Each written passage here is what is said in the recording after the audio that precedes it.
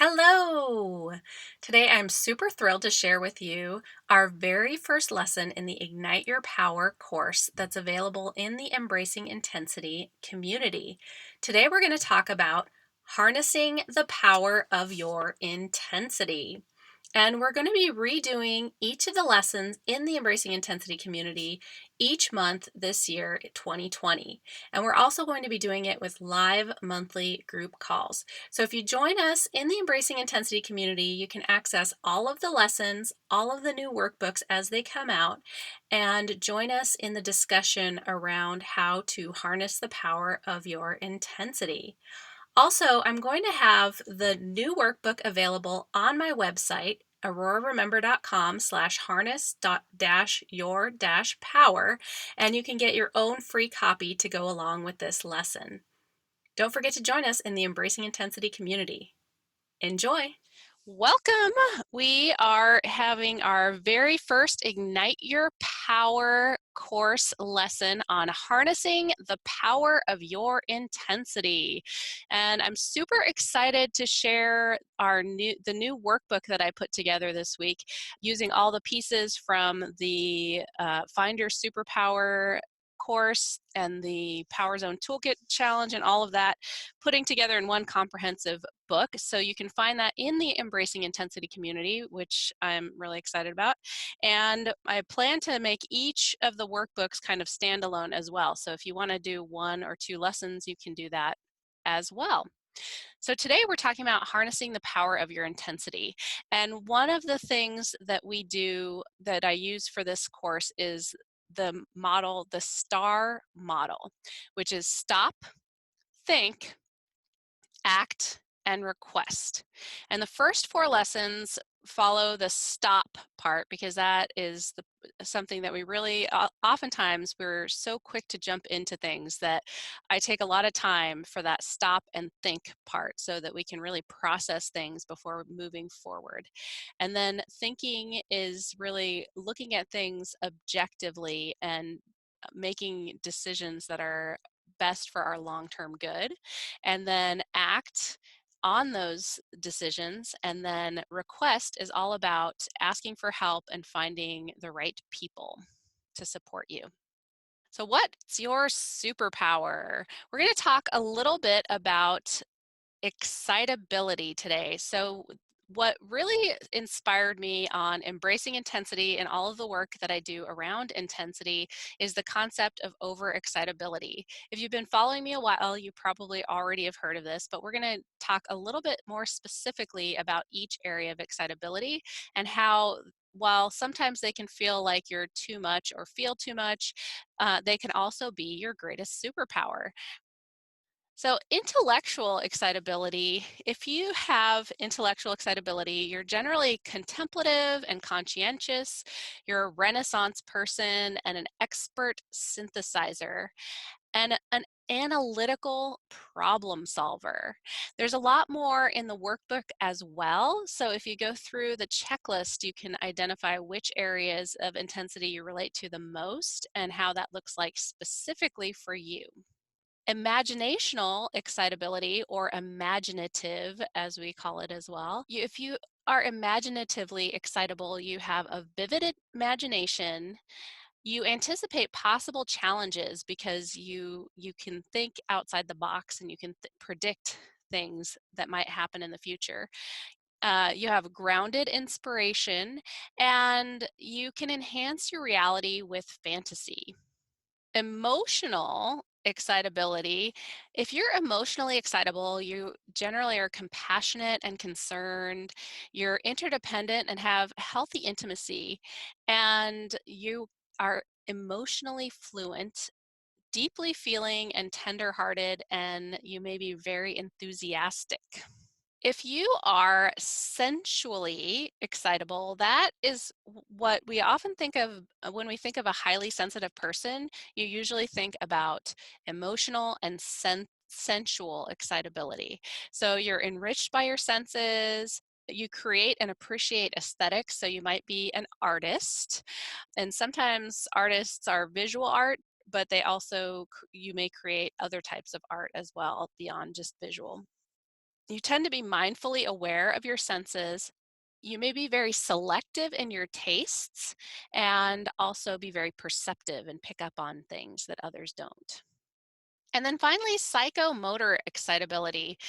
This is one that can sometimes be confusing because for me, psychomotor excitability is more kind of this wired but tired quality. So when they talk about psychomotor excitability, they talk about high energy, but for me, it's more kind of a high restlessness. So the positive side of psychomotor excitability, you may be exhilarated and robust and seek out peak experiences.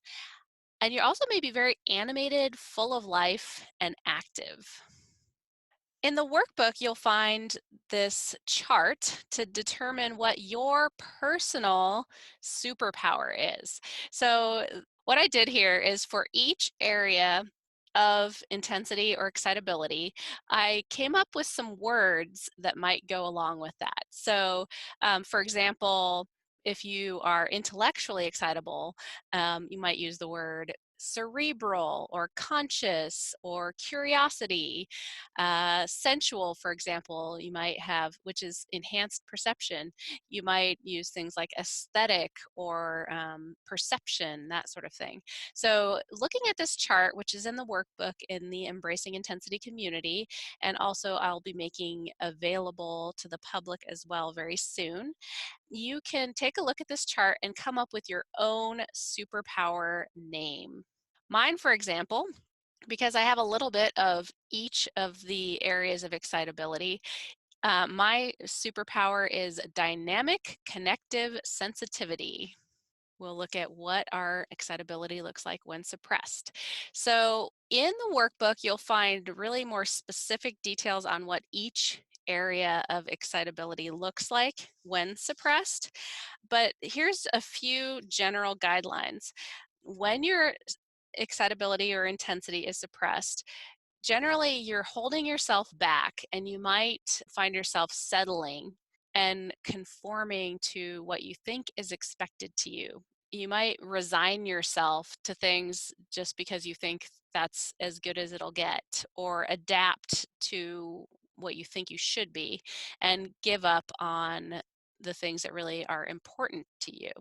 For me, an example of how I've suppressed my own intensity is the sensory area, because when I was growing up, everything seemed so, things that were painful to others were excruciating to me. Things that were slightly uncomfortable to others were painful to me.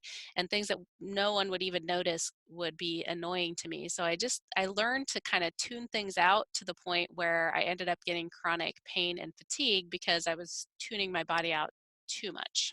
I'd love to hear, does anyone or do you have any thoughts on when you found yourself suppressing your intensity? Oh, here we go. So I'll find all aspects of the intensities, maybe not so much with psychomotor. Yeah, I'm the same way with psychomotor. I think for me, it more manifests as restlessness than actual like high energy. And the need to move is more that when I'm sitting still too long, I need to kind of get up and move because it can be irritating, but that's definitely my least as well. Uncontrolled, when our intensity is uncontrolled, we may be overactive, restless, giving everything to others, feel driven without a pause, impulsive, and demanding. For me, when I have felt uncontrolled intensity, I think when I was in, I think back when I was in my senior year of high school and I read back on my journals then, and I'm sure it was partly hormonal as well, but I felt like there was really only one teacher who really got me, and everyone else, I was pretty angry. So I read something that I wrote in my journal from that year. If I were to make a speech for commencement speech, what I would say, and it was pretty awful. I couldn't believe how angry I was, and that was definitely a time when I had uncontrolled intensity manifested itself in anger. For the suppression, yeah, often in work situate and social situations, suppressing is typical. Yeah, definitely at work, I find myself really worried about talking too much or saying things at the wrong time. Recently, I've caught myself because I've been kind of anxious about a situation at work, bringing back old habits of constantly talking to my boss whenever I have a chance. And sometimes I have to figure out a way to write down all of my thoughts so that I'm not coming to them every single time a thought pops up in my head that I want to address. So that's definitely something that's happened to me with the uncontrolled as well. And then finally, what does your power look like when it is well harnessed? And in the chat box, if you want, you can maybe start typing in what you think your power looks like when it's well harnessed. When your power is well harnessed, you're using your energy in a positive way. You may be conscious of your actions and be proactive in anticipating things that might happen. You feel more in the flow, maybe in the zone, as we'll talk about later, and you feel harmony, very productive, and have forward momentum. So this is a small example here of what it may look like at each section. And like I said, in the workbook, there's a lot more specific details you can look at for yourself to determine what your personal powers look like when suppressed, out of control, or in the zone. So for example, for intellectual, when suppressed, it may look like all plans, but no actual progress. I can definitely relate to that one. With imagination suppressed, it might be your imagination may be stifled. Emotional suppression, you feel detached. Sensual suppression, you may tune yourself out, which I definitely did myself. And for psychomotor suppression, you might feel listless. When your intensity gets out of control, for intellectual, it may be racing thoughts. Imaginational, you might feel out of touch with reality. Emotional, you might be overly emotional. And for the sensual, you might feel kind of raw and overstimulated and really need to take a break. Psychomotor, out of control, you might feel wired and hyperactive. And then finally, when your intensities are well harnessed, intellectual, you might be an analytical problem solver. Imaginative, you might have a vivid imagination. And emotional, you might be very deeply feeling and concerned. Sensual, you're enriched by your senses. And psychomotor, you might be animated and full of life. And now we're going to talk about some specific tips to harness your own power.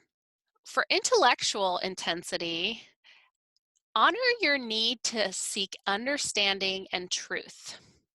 Study inquiry methods and communication skills. One of the things I use a lot in this program is nonviolent communication, and I actually use it more for understanding my own feelings and needs than for the actual communication part, because I think it actually is a really good self-inquiry method as well. Develop goals and engage in self-reflection based on steps towards those goals, and embrace your varied interests.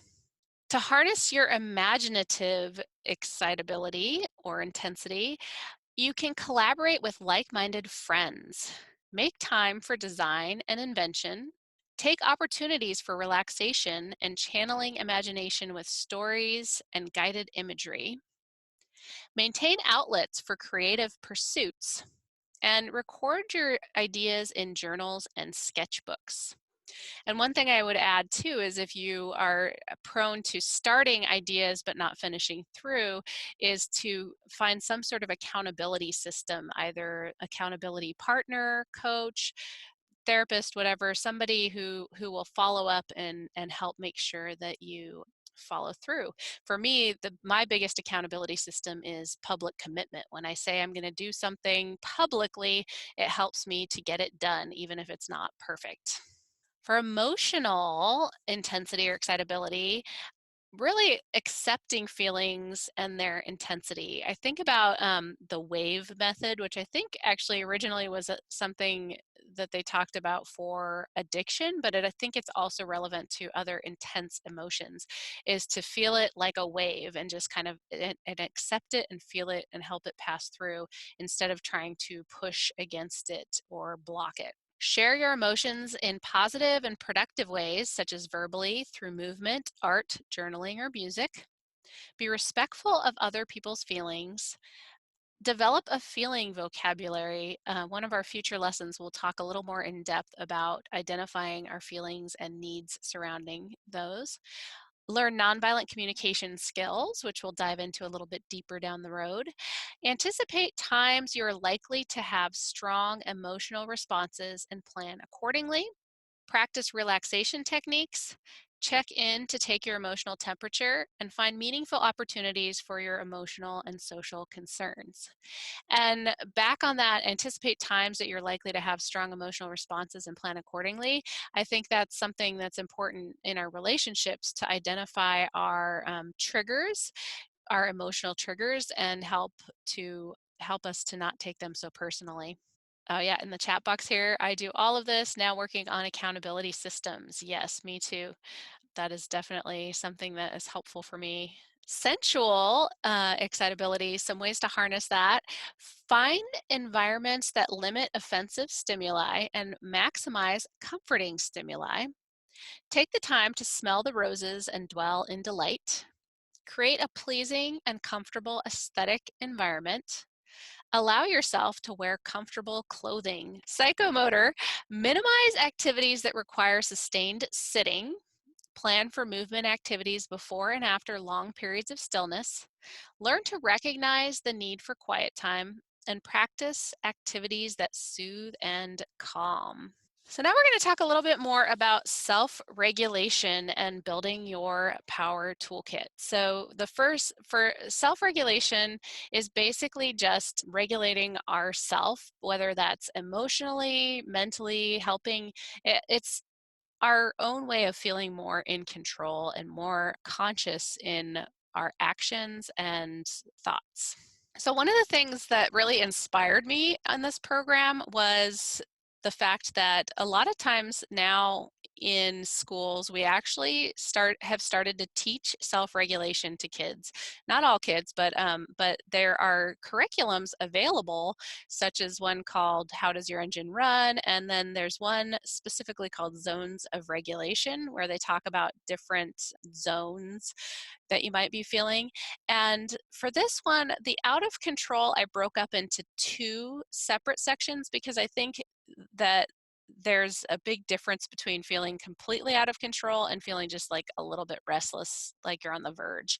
So I separated those two in that out of control, when you're fully out of control, you're revved up, overly hyper, angry, frustrated, scared. And what might help to regain control are things like soothing and calming activities, observing activities, and reaching out to others. And those activities we'll talk a little bit more as we talk about building your toolkit specifically. So, when you're feeling restless, you may be in perpetual motion, driven without pause, and pushing against yourself. And some things that might help you calm your nerves include distracting activities to get you out of disruptive patterns, and connecting activities and counterbalancing activities. When you're feeling in the power zone, your power is harnessed and you're in flow and connected. And some things that might help you to get in the zone might be rituals, routines, optimization, and all of the other tools that help with the other levels as well. And we'll talk a little bit more about rituals, routines, and automatization in a future lesson as well. And then the final one, when you're feeling kind of low vibe, you're tired, maybe sad or depressed, and you're suppressing your intensity. And some ways to help revitalize you might be energizing activities, counterbalancing activities, and distracting activities. So, speaking of those activities, that brings us to our building our power toolkit, which we're actually wrapping up our Power Zone toolkit right now. And we're doing a challenge on our Embracing Intensity page. So, here are some things, different things that you can add to your toolbox to help you to regulate your emotions, etc. So, the first one is soothing. So, what helps you to soothe your mind, imagination, feelings, senses, and restless energy? Possible things might include inspirational writing, quotes, guided imagery, grounding objects like a rock or a paperweight, something you can hold in your hand, acupressure points, tapping or EFT, which is emotional freedom technique. It's a certain sequence of tapping that helps. Sensory soothers, such as things you can touch that are like soft or squishy, things that you can see, like maybe movement or peaceful things you can hear, like music or guided meditation, white noise, things you can taste, like mints or tea, and things you can smell, like candles or oil. Physical soothers might be things like yoga, stretches, walks in nature, or other calming movement. And in the chat box, I'd love for you to share as we go through if there's anything specific that is really helpful for you that you find soothing, or in the next one, if you find something that is distracting, and I'll check in between each one. So if there are ideas for soothing or things that are good for soothing or things that are good for distracting you from your disrupt your thoughts. So the thing about distracting that I always like to point out is that you want to use these with caution. Distracting activities, the purpose of a distracting activity is to disrupt unproductive thought loops or feeling loops.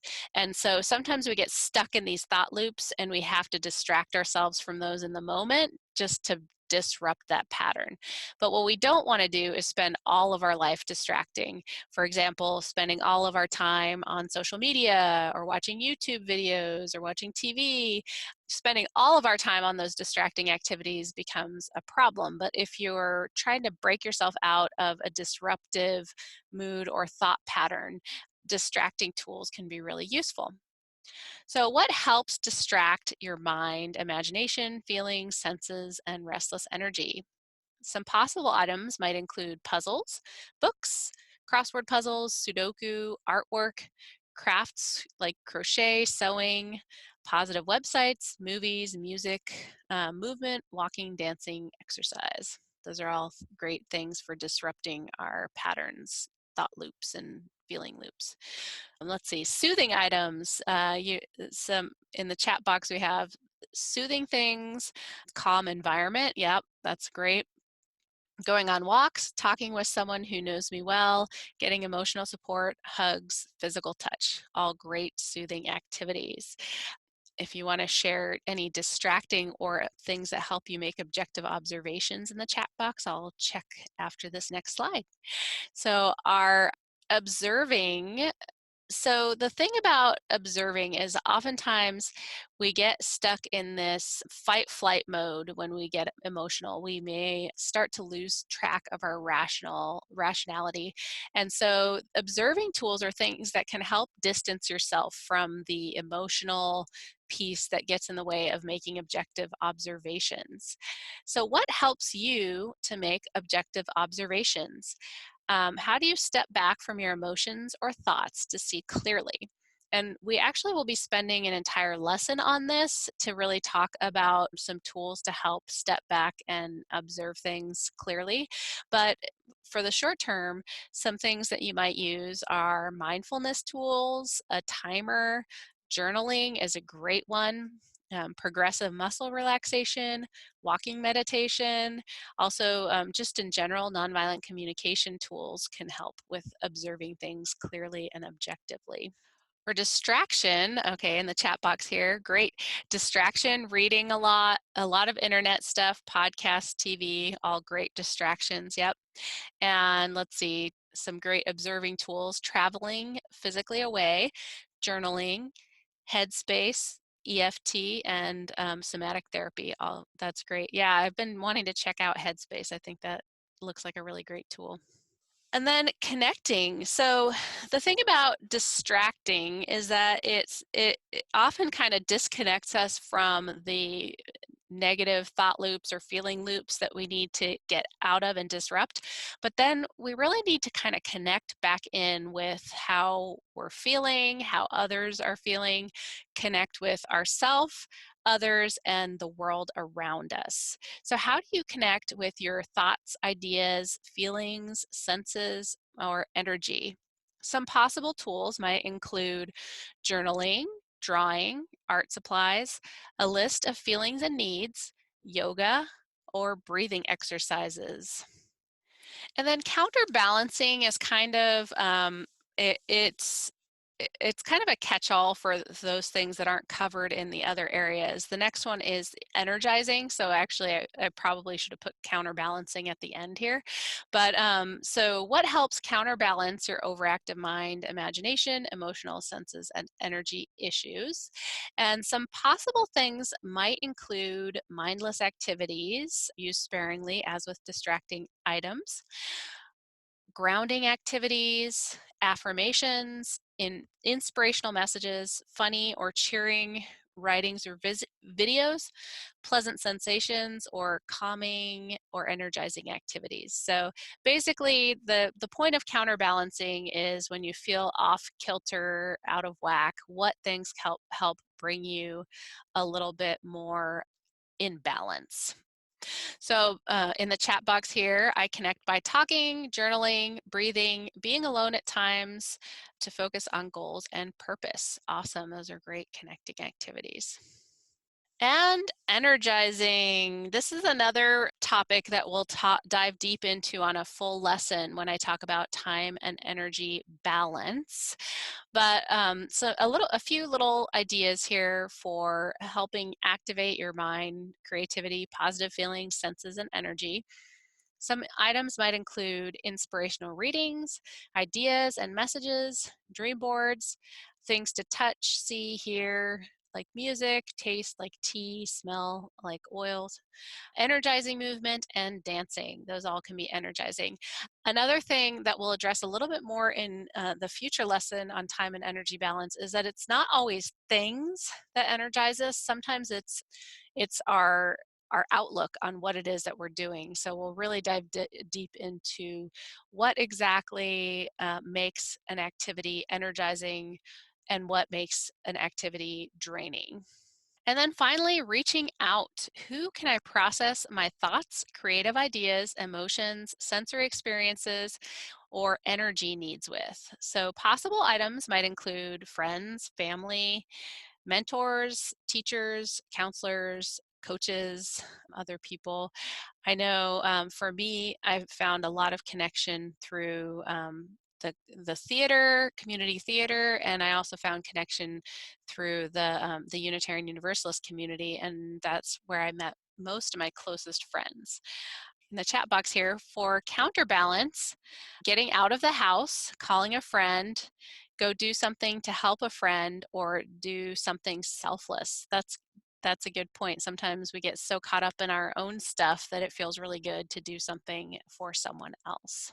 Awesome. Here's a final little chart here. In the workbook, you'll find a full chart for your power toolkit, and there's actually two. There's one that's blank for yourself to fill out, and then there's one that has ideas of things to address each of those 7 areas for each individual area of intensity. So this is just a quick overview here, but you'll find a more detailed one in the workbook. Awesome. And so these are most of the resources that we used in this particular lesson include The Gifted Adult by Mary Elaine Jacobson, and also Living with Intensity by Susan Daniels and Michael Machowski.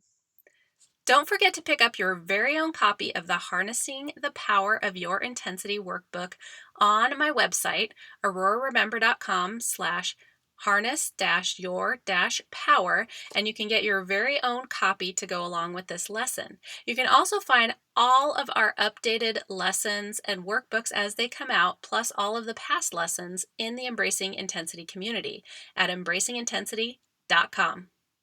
Have a great day.